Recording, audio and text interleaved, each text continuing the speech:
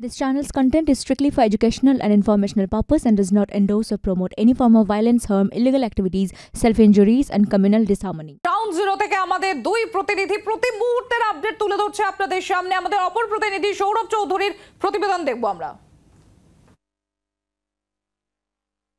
এই মুহূর্তে আমরা দাঁড়িয়ে আছি এসসিবি ট্রমা কেয়ার যে মেডিকেল কলেজ সেন্টার এইখানেই সমস্ত আহতদের নিয়ে আসা হয়েছে এবং সামনে যে ওয়ার্ড দেখা যাচ্ছে সেই ওয়ার্ডেই তাদেরকে সেখানে ভর্তি রাখা হয়েছে। বেশ কয়েকজনকে সিসিইউতে ট্রান্সফার করা হয়েছে, প্রায় 5 জনের কাছাকাছি তাদেরকে সিসিইউতে ট্রান্সফার করা হয়েছে। প্রায় 39 জন আহতকে এখানে নিয়ে আসা হয়েছে, যার মধ্যে 26 জন পুরুষ এবং 13 জন মহিলা এবং তার সাথে 5 জন বাচ্চাও রয়েছে।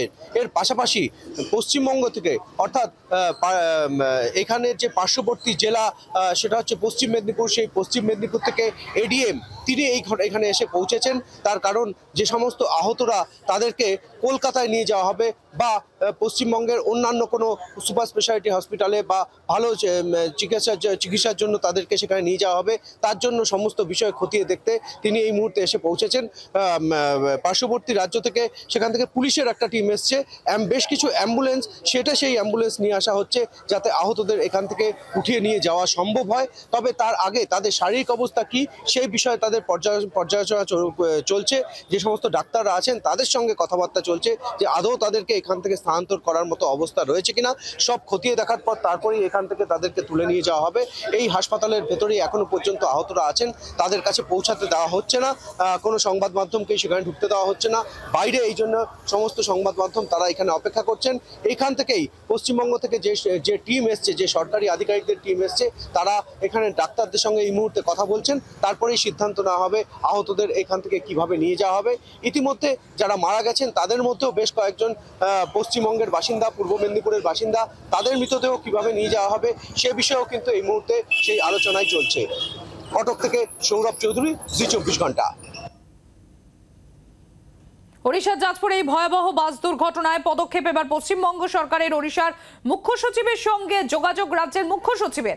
মুখ্যমন্ত্রী মুখ্য সচিবের সঙ্গে কথা বলে প্রয়োজনীয় নির্দেশ দিয়েছেন। আহতদের রাজ্যে নিয়ে আসার ব্যবস্থা রাজ্য সরকারের।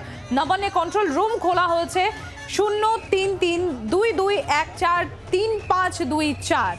সুতপা সেন আমাদের প্রতিনিধি রয়েছেন আমাদের সঙ্গে। সুতপা, যে ভয়াবহ বাস দুর্ঘটনা আমরা দেখেছি যাজপুরে, ইতিমধ্যেই পশ্চিমবঙ্গ সরকারের তরফ থেকে ইনিশিয়েটিভ নিয়ে নেওয়া হয়েছে। মুখ্যমন্ত্রী তিনি নিজে প্রয়োজনীয় নির্দেশ দিয়েছেন এবং আহতদেরকে এখানে নিয়ে আসার চেষ্টা করা হচ্ছে এবং বেশ কয়েকজন মৃতদের মধ্যে কয়েকজন পশ্চিমবঙ্গের বাসিন্দা বলে জানা গেছে, তাদেরকেও ফিরিয়ে আনার ব্যবস্থা করা হচ্ছে।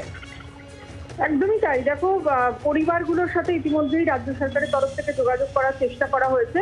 বেশ কয়েকটি পরিবার তাদের সদস্যরা ইতিমধ্যেই উড়িষ্যার দিকে রওনা দিয়েছেন বলে আমরা জানতে পারছি এবং রাজ্য সরকার সমস্ত রকম ব্যবস্থা করছে, বিশেষ করে পরিবহনের মাধ্যমে নিয়ে যাওয়া নিয়ে আসা এই ব্যবস্থাগুলো করা হচ্ছে। আহত যদি কাউকে কলকাতায় বা রাজ্যে নিয়ে এসে চিকিৎসা করতে চান পরিবারের লোকজন, তাদের থেকে রাজ্যে নিয়ে আসার ব্যবস্থাও রাজ্য ইতিমধ্যে তো অ্যাম্বুলেন্সও রওনা দিয়ে দিয়েছে সুতপাই রাজ্য থেকে।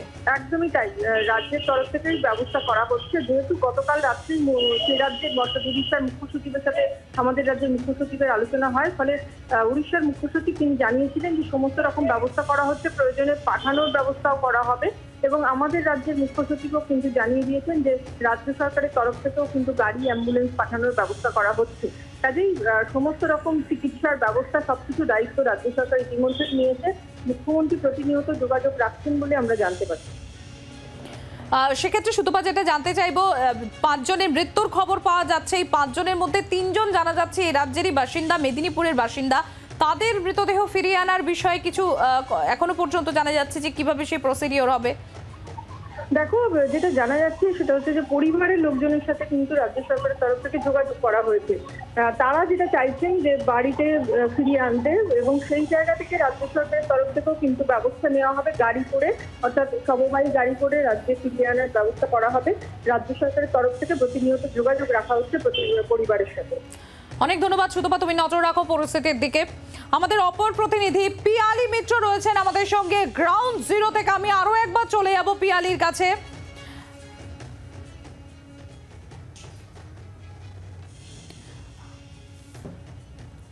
আমরা যাব সেখানে, ঘটনাস্থলে যাব। গ্রাউন্ড জিরো থেকে আমাদের দুই প্রতিনিধি রয়েছে, পিয়ালি মিত্র এবং সৌরভ চৌধুরী।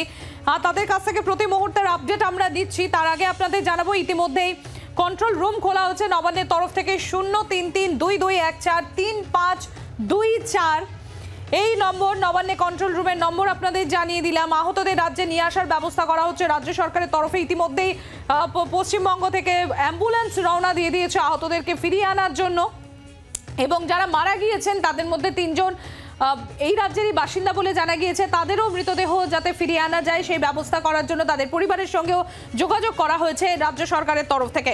আমাদের প্রতিনিধি পিয়ালি মিত্র রয়েছেন আমাদের সঙ্গে গ্রাউন্ড জিরো থেকে। সরাসরি চলে যাব পিয়ালির কাছে।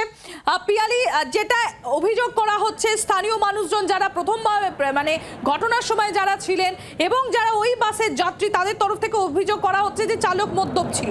পুলিশ প্রশাসনের তরফ থেকে যেটা প্রাথমিক তদন্তে অনুমেয় সেটা হচ্ছে বেপরোয়া গতিতে গিয়ে বাসটি ধাক্কা মারে। প্রাথমিক তদন্তের পর প্রশাসন কি বলছে এখনো পর্যন্ত আপডেট কি পাওয়া যাচ্ছে পিয়ালি?